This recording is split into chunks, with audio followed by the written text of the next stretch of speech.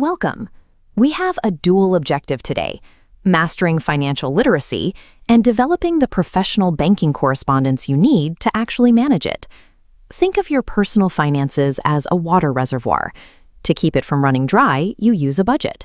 That budget acts as a system of valves, carefully controlling the flow of money in and out.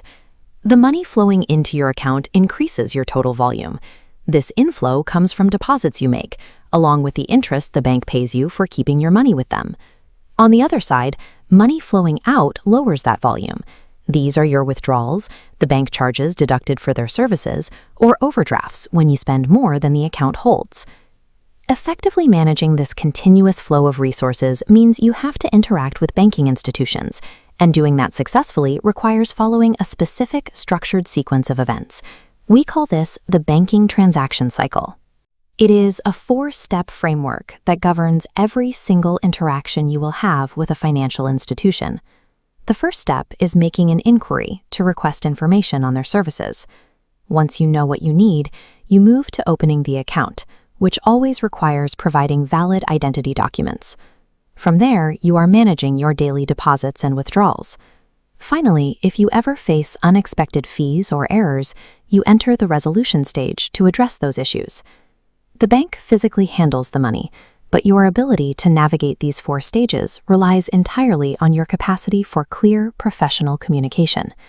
Whenever you submit a request or need a resolution, banks require brevity and a strictly formal register. This brings us to functional writing. Let's break down the layout of a formal banking letter.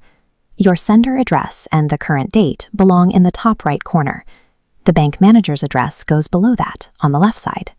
Next comes a formal salutation, like "Dear Sir" or "Madam," followed immediately by a bolded subject line that clearly states your purpose. The body of the letter is separated into 3 specific paragraphs.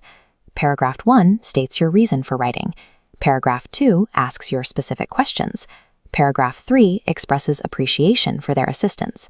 Finally, you close the letter with "Yours faithfully," followed by your physical signature and printed name at the bottom left. This rigid physical structure ensures bank officials can process your information quickly. It's a universal standard you will use for the rest of your life. But structure alone isn't enough. The most common mistake students make is confusing everyday conversational complaints with professional banking vocabulary. Let's look at this bank statement. Imagine you check your account and notice unexpected deductions eating into your balance. Your immediate emotional reaction might lead you to draft a note that says, "I want to know why you took money out of my account and how I can stop it." We need to translate that. Pause the video right now, grab your notebook, and rewrite that emotional sentence into a formal inquiry. Make sure you use the specific term "bank charges" in your answer.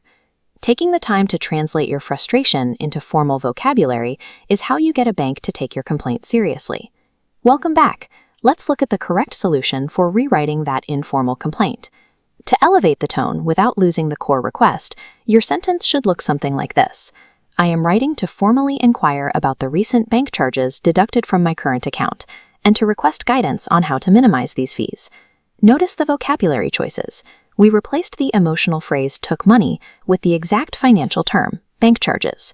We also specified that this is a current account and framed the demand as a formal inquiry. True financial literacy combines an understanding of the 4-stage transaction cycle with the strict structural layout of formal correspondence. When you master this professional vocabulary, you ensure you can confidently protect and manage your financial reservoir in the real world. To access further classes and complete your course content, head over to the platform at yaka.cc. See you in the next video.